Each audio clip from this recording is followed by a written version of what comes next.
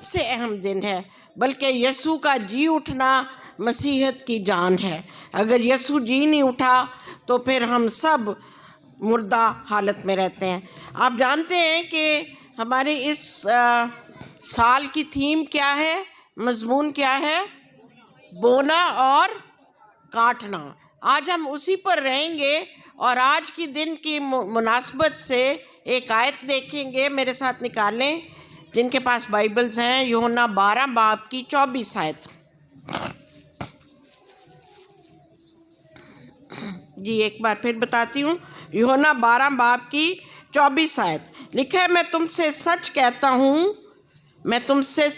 کہتا ہوں کہ جب تک گیہوں کا دانہ زمین میں گر کر مر نہیں جاتا اکیلا رہتا ہے، جب مر جاتا ہے تو بہت سا پھل لاتا ہے۔ خداوند یسوع مسیح نے بہت سی باتیں اپنے شاگردوں کے ساتھ تمثیلوں میں کہیں، اور یہ تمثیل بھی خداوند یسوع مسیح نے اس لیے کہی کیونکہ وہ انہیں اپنی موت کے لیے تیار کر رہے تھے۔ انہوں نے کہا میرا مرنا ضرور ہے، پر یاد رکھیں کہ ہر چیز خدا کے کنٹرول میں ہے اور میری موت کا ایک مقصد ہے۔ شاگرد شاید اس وقت اس کی موت کے مقصد کو نہیں جانتے تھے۔ خداوند یسوع مسیح نے کہا گیہوں کا دانہ، آپ سب گیہوں کے دانے سے واقف ہیں، اور اس وقت بھی کاشتکاری کا دور تھا، لوگ کاشتکاری کرتے تھے اور جانتے تھے گیہوں کا دانہ کیسا ہوتا ہے۔ تو خداوند یسوع مسیح کہتے ہیں جب گیہوں کا دانہ اکیلا رہتا ہے تو وہ کچھ بھی نہیں ہوتا، لیکن جب وہ زمین میں بویا جاتا ہے تو اس کے بعد پھل لاتا ہے۔ اس کے بعد کیا ہوتا ہے؟ بہت سا پھل لاتا ہے۔ سو دانے کو اکیلا ہونا ہے، اکیلا بویا جانا ہے۔ پھر جب وہ بویا جاتا ہے تو آپ جانتے ہیں کہ پودا جب بنتا ہے تو سب سے پہلے اس کی جڑ نکلتی ہے، پھر اس کا تنا بنتا ہے، پھر پتے، پھر پھول، پھر پھل، پھر بیج، اور بیج پھر بوئے جاتے ہیں۔ سو پروسیس کیا ہے؟ بویا جانا، گیہوں کا دانے کی مثال لی ہے، لیکن باقی بیج بھی پہلے بوئے جاتے ہیں۔ جب بوئے جاتے ہیں تو وہ زمین کے اندر مر جاتے ہیں، مرنے کے بعد وہ بڑھتے ہیں، کچھ نیا ہی بن جاتا ہے، اور پھر وہ پھل لاتے ہیں۔ یہ بڑی عجیب بات ہے کہ لائف سائیکل کے درمیان میں مرنا ہے۔ دیکھیں پہلے وہ بویا جاتا ہے پھر مرتا ہے۔ عام طور پہ یہ سوچا جاتا ہے کہ زندگی کے آخر میں مرنا ہے، لیکن جہاں ہم دیکھتے ہیں بیچ میں مرنا ہے، اور اس کا بھی ایک خاص مقصد ہے جو ہم آگے چل کے اپنی زندگیوں میں دیکھیں گے کہ بیچ میں لائف سائیکل کے درمیان میں پہلے دانہ ہے، اس کو بویا جانا ہے، پھر وہ مر جاتا ہے۔ جب وہ مر جاتا ہے، اپنا آپ چھوڑ دیتا ہے، تو پھر وہ ایک نئی شکل میں بنتا ہے اور ایک پودا بنتا ہے۔ جب بیج بویا جاتا ہے تو بالکل خشک ہوتا ہے، اکیلا ہوتا ہے، ڈرائی ہوتا ہے، لیکن جب پودا بنتا ہے تو اس پر بہت سا پھل لایا جاتا ہے۔ یہ بہت گہری تمثیل تھی جو خداوند یسوع مسیح نے اپنے شاگردوں کو بتائی اپنی موت کے بارے میں۔ انہوں نے خود کو کہا کہ میں ایک گیہوں کے دانے کی مانند ہوں جس کا بویا جانا ضروری ہے۔ یسوع ان کو یہ بتا رہے تھے کہ میں تو خدا کے برابر تھا۔ آپ جانتے ہیں فلپیوں کے خط میں پولس رسول کہتا ہے کہ وہ جو خدا کے برابر تھا اس نے خدا کی برابری کو اپنے قبضے میں رکھنے کی چیز نہ سمجھا۔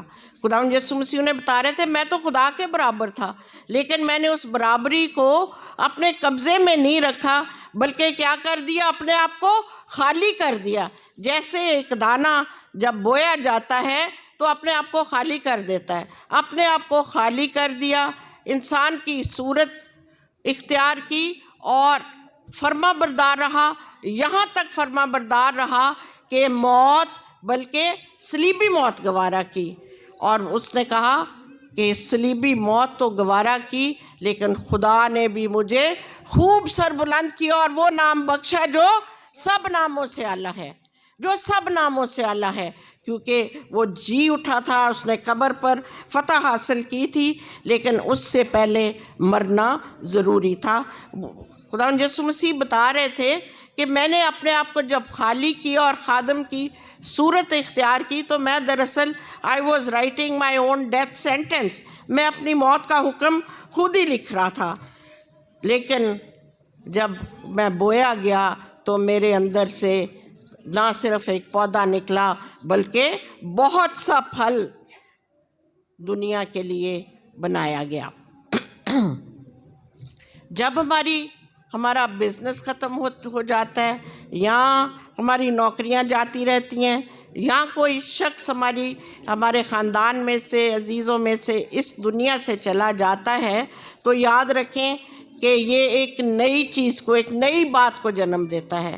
میں یہ نہیں کہتی کہ افسوس نہیں کرنا چاہیے یا غم نہیں کرنا چاہیے، لیکن آج کے بعد آپ یہ سوچیں کہ اگر منسٹری کا رخ بدل رہا ہے، آپ سمجھ رہے ہیں منسٹری ختم ہو رہی ہے، تو اس کا مطلب ہے کہ کوئی نئی چیز جنم لے رہی ہے. اگر آپ کی جاب جا رہی ہے تو اس طرح سوچیں کہ کچھ نیا ہونے والا ہے. جب تک پرانا جائے گا نہیں تو نیا نہیں آئے گا. کسی عزیز کی موت پر آپ سوچنے پر مجبور ہو جاتے ہیں کہ زندگی کیا ہے، ہماری زندگی کیا ہے. اکثر موت کے وقت بہت سے لوگ خداوند کو بھی قبول کرتے ہیں، نجات دہندہ کو قبول کرتے ہیں اور زندگی میں داخل ہوتے ہیں، کیونکہ وہ جانتے ہیں کہ ہمارا انجام بھی یہی ہوگا. سائنس کے مطابق اگر آپ دیکھیں تو آپ کی جلد کے جو سیل ہیں وہ بدلتے رہتے ہیں، وہ اترتے ہیں، اور ہر ہفتے آپ کی نئی سکن آتی ہے.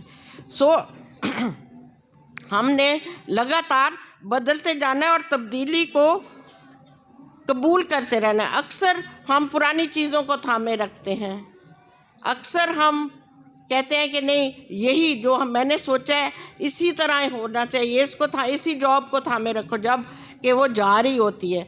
لیکن یاد رکھیں کہ جب تک پرانا جائے گا نہیں، نیا نہیں آئے گا. تبدیلی کو روکنے کی کوشش نہ کریں. یہ بالکل اسی درخت کی مانند آپ ہوتے ہیں جو اپنے پتے نہیں جھڑنے دیتا. جب پتے جھڑیں گے نہیں تو نئے کیسے آئیں گے، نئی کونپلیں کیسے آئیں گی. آج جو اس آیت کو میں آپ کے سامنے بیان کرنا چاہتی ہوں وہ دو حصوں میں ہم دیکھیں گے. پہلی بات کہ خداوند یسوع مسیح نے اپنی موت کے حوالے سے کیا کہا. اس میں یسوع کا مرنا کس دن ہوا تھا جی؟ یسوع کی موت آج سے کتنے دن پہلے ہوئی تھی؟ 3 دن پہلے. پھر وہ دفن کیے گئے اور تیسرے دن وہ مردوں میں سے جی اٹھے. یوحنا 12:24 آیت یسوع مسیح اپنی موت کے بارے میں ہمیں بتا رہے ہیں. یہودیوں کی کتنی عیدیں؟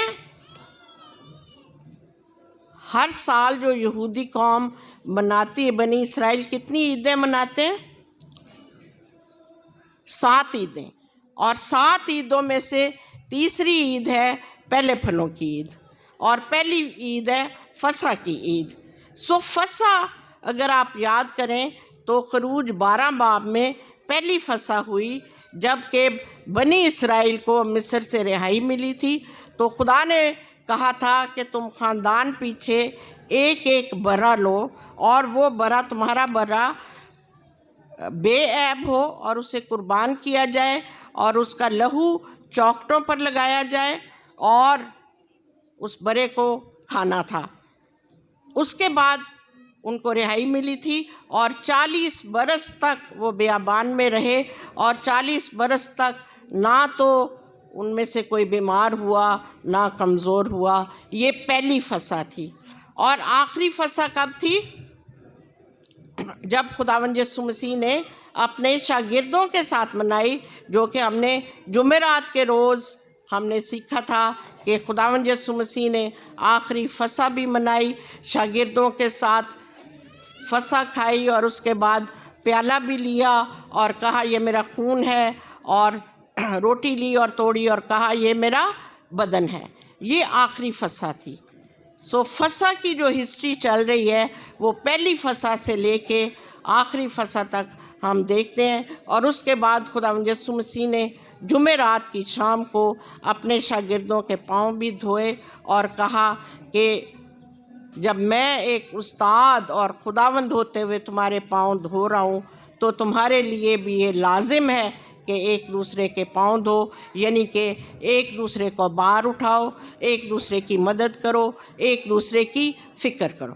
سو فسح کے روز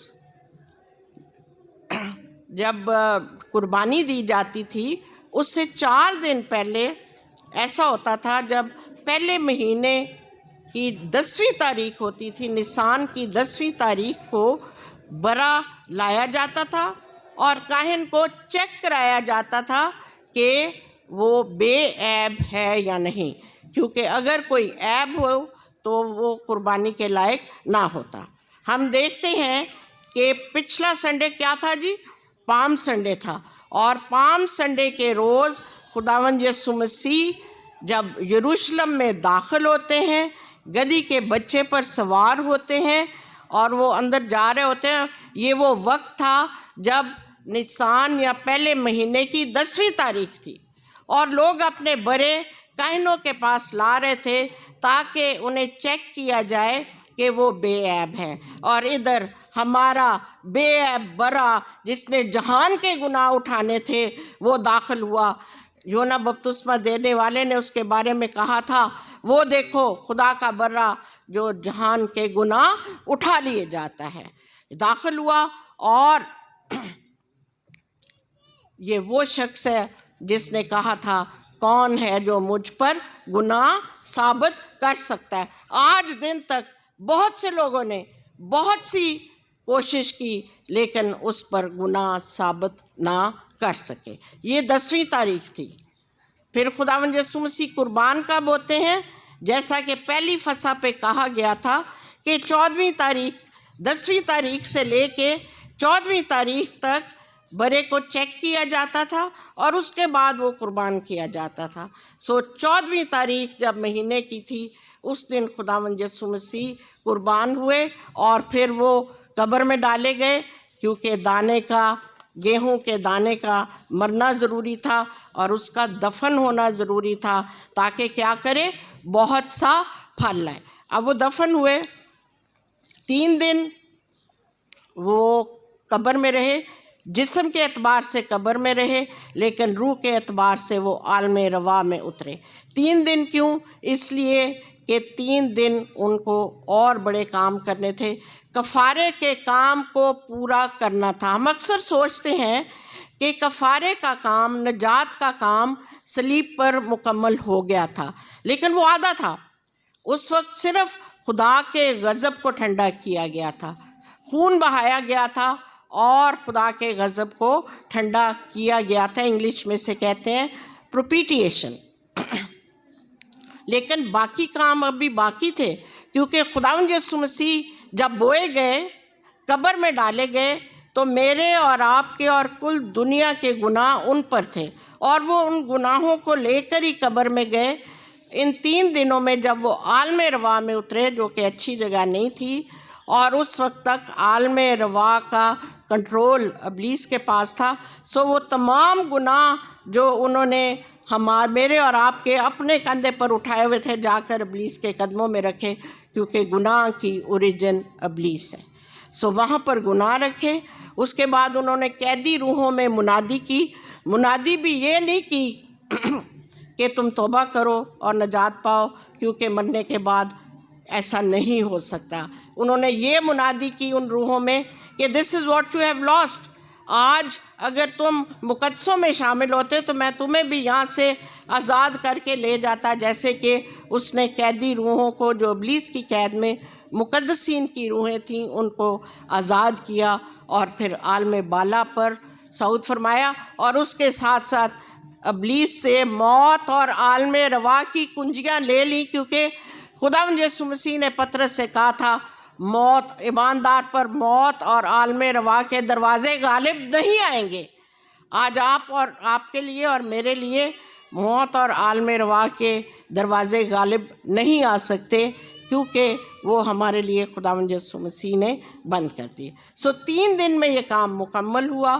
اس کے بعد تیسرے دن آپ سب جانتے ہیں کہ بڑی قدرت کے ساتھ، بڑی قوت کے ساتھ خداوند یسوع مسیح نے موت پر، قبر پر، ابلیس پر فتح حاصل کی اور وہ مردوں میں سے جی اٹھے۔ اور یہ وقت پتہ کیا تھا؟ یہ پہلے پھلوں کی عید تھی، یہ تیسری عید تھی جو کہ فصح کی عید کے تیسرے دن منائی جاتی تھی۔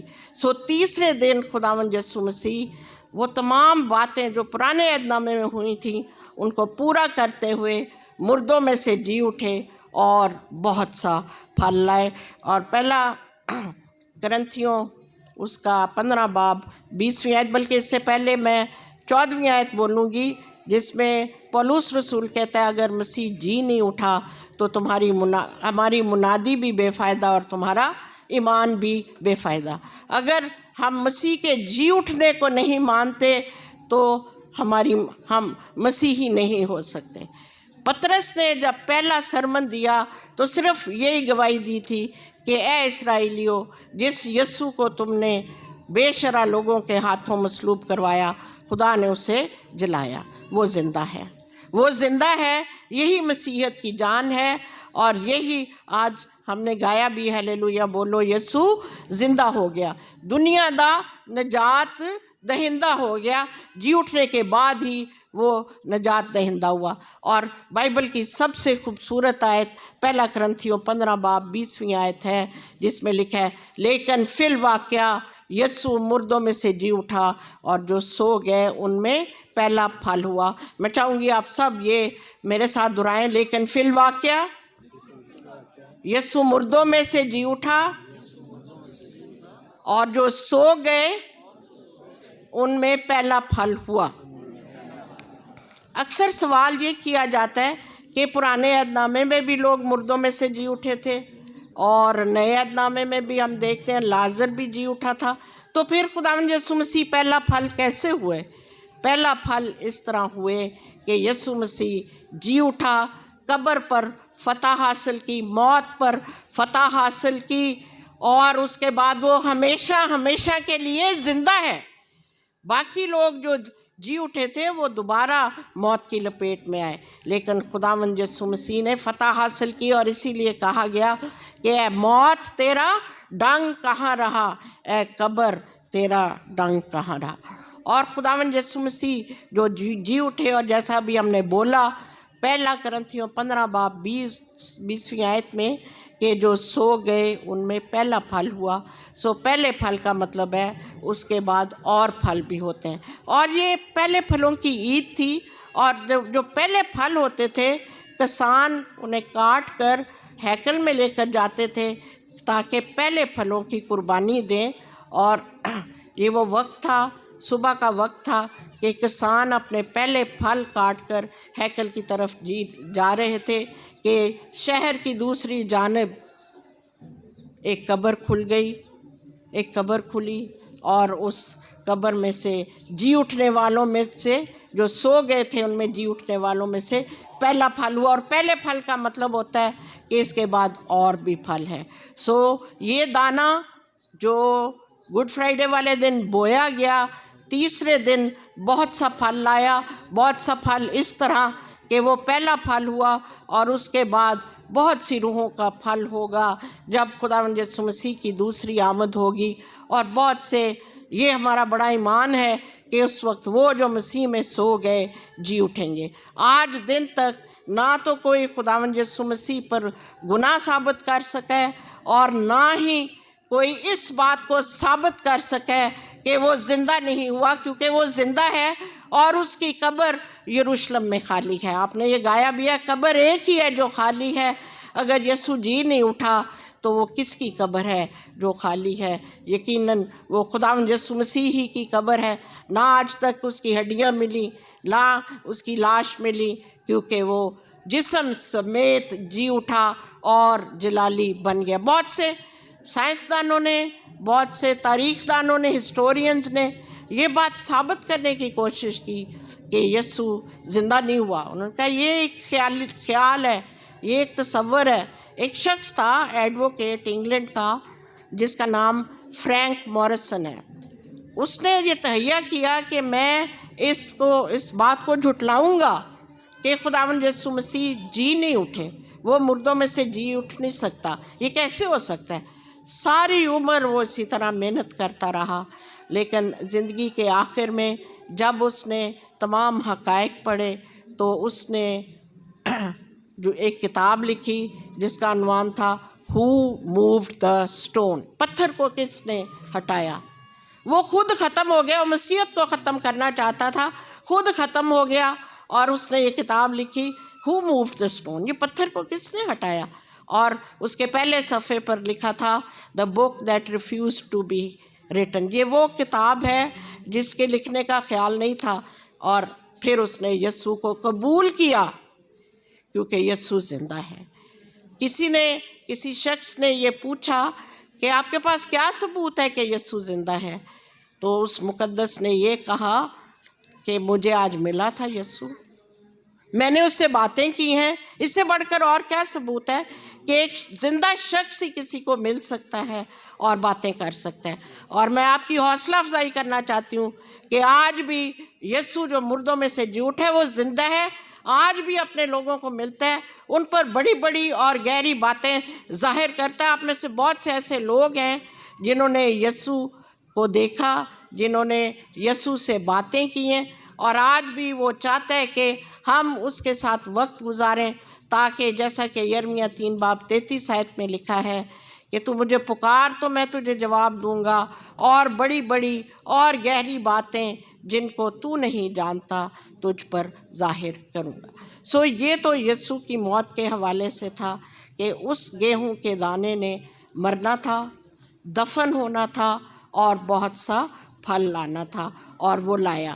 اب ہمارے لیے بھی یہ تمثیل تھی، دانا جب تک مرتا نہیں اکیلا رہتا ہے، ہم اپنے آپ کو بھی دیکھیں گے ہم نے کس طرح مرنا ہے، اور یہ ہم چاہیں گے 2 حصوں میں دیکھیں، ایک اس زندگی میں ہم نے کیسے مرنا ہے، اور ایک موت کے بعد ہمارے ساتھ کیا ہوگا اور ہم کیسے مرتے ہیں موت کے بعد۔ پہلی بات ہم نے اس زندگی میں کیسے مرنا ہے۔ عبرانیوں 12:2 آیت میرے ساتھ نکالیں۔ یاد رکھیں کہ فصل کو حاصل کرنے کے لیے ایک قیمت ادا کرنی پڑتی ہے، محنت کرنی پڑتی ہے، کسان بہت محنت کرتا ہے تو وہ فصل تیار ہوتی ہے۔ عبرانیوں 12:2 آیت، ایمان کے بانی اور کامل کرنے والے یسوع کو تکتے رہیں، جس نے اس خوشی کے لیے جو اس کی نظروں کے سامنے تھی شرمندگی کی پرواہ نہ کر کے صلیب کا دکھ سہا اور خدا کے تخت کی دائنی طرف جا بیٹھا۔ خدا کے تخت، ہم نے اس کو تکنا ہے اور اس کو فالو کرنا ہے، لیکن ہم اس طرح نہ تو مصلوب ہو سکتے ہیں، نہ یہ ممکن ہے اور نہ آسان ہے۔ ہم نے کیا کرنا ہے؟ ہم نے یسوع نے کہا تھا جو کوئی میرے پیچھے آنا چاہے اپنی صلیب اٹھائے۔ ہم نے اپنی صلیب کیسے اٹھانی ہے؟ ہم نے کیا کرنا ہے؟ ہم نے کیسے مصلوب ہونا ہے؟ ہم نے اپنی اس زندگی میں کیسے مصلوب ہونا ہے؟ اپنے بدن، اپنے منصوبے، اپنی خواہشات، اپنی مرضی اور اپنی خود غرضی اور اپنی خودی کو مارنا ہے۔ جب ہم ان تمام چیزوں کو اپنی زندگی سے دور کرتے ہیں، مار دیتے ہیں، قربان کر دیتے ہیں، تبھی ہم بہت سا پھل لائیں گے اس زندگی میں۔ اور ایک اور حوالہ ہے، ذرا نکالیں میرے ساتھ، حزقیل 14:2-6، اور پاسٹر رفیق پڑھنے میں ذرا مدد کریں گے۔ 14:2-6 آیات۔ حزقیل 14:2-6۔ تب خداوند کا کلام مجھ پر نازل ہوا کہ اے آدم زاد، ان مردوں نے اپنے بتوں کو اپنے دل میں نصب کیا ہے اور اپنی ٹھوکر کھلانے والی بدکرداری کو اپنے سامنے رکھا ہے۔ کیا ایسے لوگ مجھ سے کچھ دریافت کر سکتے ہیں؟ اس لیے تو ان سے باتیں کر اور ان سے کہہ کہ خداوند خدا یوں فرماتا ہے کہ بنی اسرائیل میں سے ہر ایک جو اپنے بتوں کو اپنے دل میں نصب کرتا ہے اور اپنی ٹھوکر کھلانے والی بدکرداری کو اپنے سامنے رکھتا ہے اور نبی کے پاس آتا ہے، میں خداوند اس کے بتوں کی کثرت کے مطابق اس کو جواب دوں گا، تاکہ میں بنی اسرائیل کو انہی کے خیالات میں پکڑوں، کیونکہ وہ سب کے سب اپنے بتوں کے سبب سے مجھ سے دور ہو گئے ہیں۔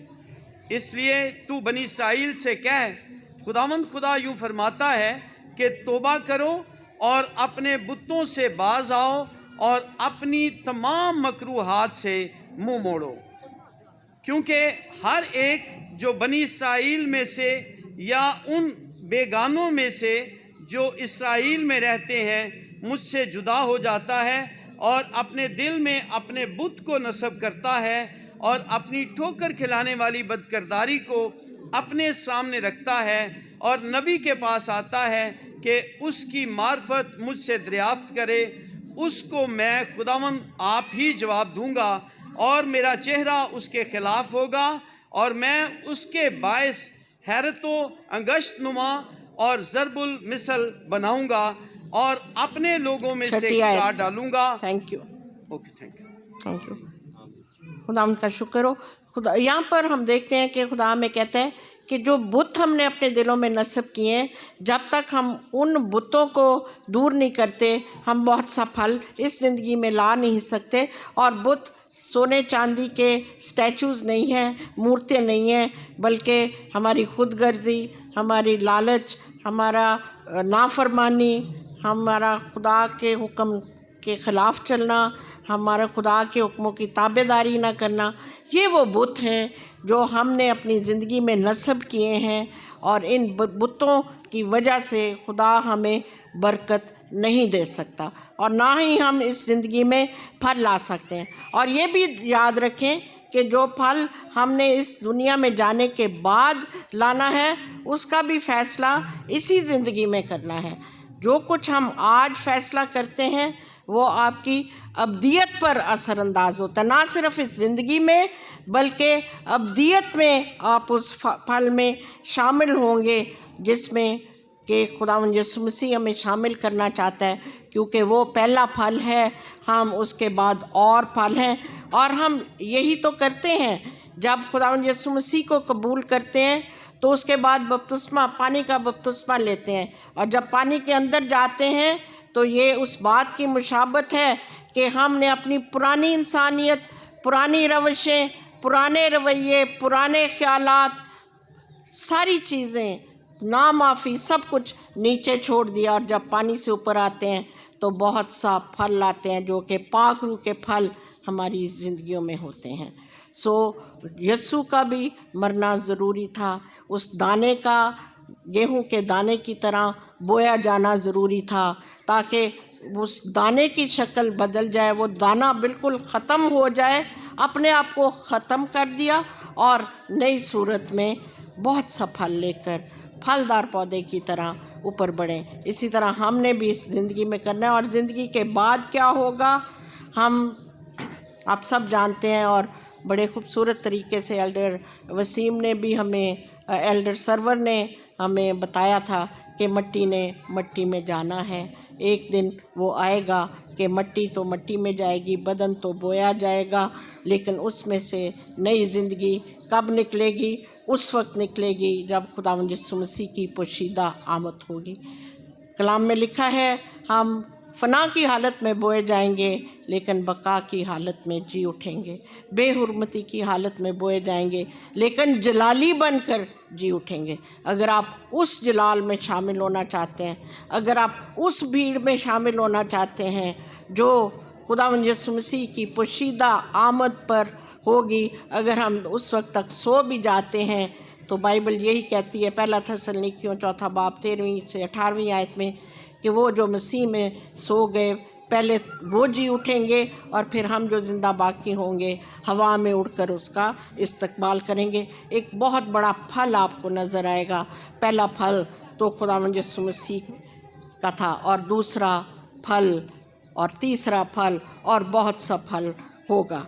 सो इस ज़िंदगी में अगर हम गुनाह और पुरानी इंसानियत के एतबार से मरते हैं तो बहुत सा फल ना सिर्फ इस ज़िंदगी में लाते हैं बल्कि इस ज़िंदगी के बाद भी। क्या आप गुनाह के एतबार से मरने के लिए तैयार हैं? क्या आप अपनी पुरानी रवशें छोड़ने के लिए तैयार हैं? क्या आप इस बात के लिए तैयार हैं कि आज अगर मसीह आ जाए तो मैं उस फल में शामिल हो जाऊंगा? अगर नहीं तो आज आपके लिए मौका है। खुदावंद यीशु मसीह ने उन्हीं लोगों के लिए कहा था जो अपना आप ख़त्म करते हैं, खुद ही को मारते हैं। सबसे बढ़कर हमने अपनी खुद ही को छोड़ना है, खुद इनकारी बहुत, और यीशु मसीह की मानद हलीम बनना है, क्योंकि वो हलीमों को सर बुलंद करता है और मगरूरों का मुकाबला करता है। खुदावंद यीशु मसीह ने ये भी कहा यूहन्ना की इंजील उसके 14वें बाब 19 आयत में, क्योंकि मैं जीता हूँ तुम भी जीते रहोगे। ये तुम कौन है? ये वो लोग हैं जिन्होंने इस ज़िंदगी में अपना आप छोड़कर यीशु के पीछे चलने का फ़ैसला किया। सो हम सब अपनी जगह पर खड़े होंगे, अपनी आंखों को बंद करेंगे, और मैं दरख्वास्त करूंगी डॉक्टर आशर से कि वो आएँ और आकर हम सब के लिए दुआ करें।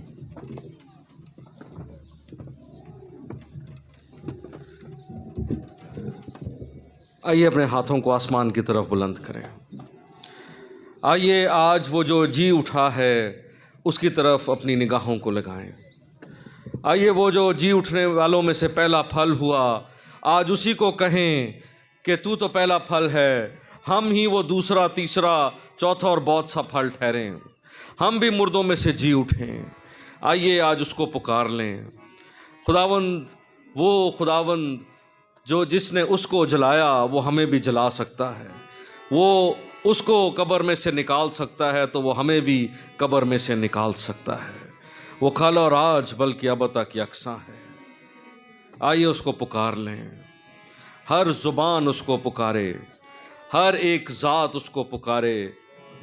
अपना मुंह खोल लीजिए, उसको कह दीजिए मैं दूसरा फल होना चाहता हूँ, मैं तीसरा फल होना चाहता हूँ, तेरे बहुत से फलों में से मैं भी फल होना चाहता हूँ। आइए आज अपने अल्फाज भी बोएं, अपना वक्त भी बोएं, अपनी ज़ात भी बोएं, ताकि हम भी उसके हाँ पाए जाएं। उससे कह दें तू जिंदा है, हम भी जिंदा होंगे। आज अपने ईमान का इकरार कर लें। खुदा कदूस, हम सब तेरे कदमों में झुकते हैं, तेरा शुक्र अदा करते हैं खुदा कि तूने खुदा हमारी खातर खुदा आसमान को छोड़ा, ज़मीन पे उतर के आया, हमारी खातर सलीबी मौत गवारा की, हमारी खातर पाताल में उतर गया, और आज के दिन हमारी खातर मौत पे और कब्र पे फतह हासिल करके बाहर निकल आया। हम तेरा शुक्र करते हैं, तेरी बड़ी कुर्बानी के लिए तेरा शुक्र करते हैं, इस बड़ी फतह के लिए तेरा शुक्र करते हैं। और आज हम अपना आप पेश करते हैं, अपने ख्यालात, अपनी सोचें, अपनी ज़िंदगी, अपने ख़ानदान और हम सारे खादम मिलकर ये कलीसिया तेरे सामने पेश करते हैं। हाँ खुदावंद, यही बीज है जो तेरे यहाँ बोया जाए खुदा। हाँ यही वो बीज है जो बहुत सा फल लाएगा। हाँ यही वो बीज है खुदा जो है खुदा दोबारा जिंदा किया जाएगा। और यही वो बीज है खुदावंद जो है खुदावंद तेरे यहाँ मकबूल ठहरेगा। खुदा हम तेरे यहाँ बोने के लिए तैयार हैं खुदावंद। तो हमें बो है खुदावंद, हमारे वक्त को, हमारे टैलेंट को, हमारे ख्यालों को खुदा बो दे खुदावंद, ताकि खुदावंद हम बहुत सा फल ला सकें खुदा। हम खुदा मरने को भी तैयार हैं, जैसे बीज मरता है हम भी मरने को तैयार हैं। और तेरे नाम की खातिर है खुदा हम इस ज़िंदगी में भी है खुदा अपनी ख्वाहिशात को छोड़ने के लिए तैयार हैं खुदा तेरी खातिर, तेरी मोहब्बत की खातिर हम सब कुछ करने को तैयार हैं। और हम बरमला कहते हैं, हम कलीसिया मिल के कहती है कि कौन हमें मसीह की मोहब्बत से जुदा करेगा। ना हाल की चीज़ें, ना इस्तकबाल की चीज़ें। खुदा हम तुझसे मोहब्बत रखते हैं, क्योंकि तूने हमारी खातिर अपनी मोहब्बत को इस तरह ज़ाहिर किया कि मौत और कब्र पे फतह हासिल की, और आज हमें ये दिन दिया कि हम ये दिन मना सकें। हम तेरा शुक्र करते हैं, कबूल फरमा और अपने नाम के जलाल के लिए हम सबको इस्तेमाल कर, बड़ी भारी बरकत दे और अपने फजल से संभाल ले। यीशु मसीह नासरी के नाम से मांगते और पाते हैं, आमीन। तशरीफ़ रखिए।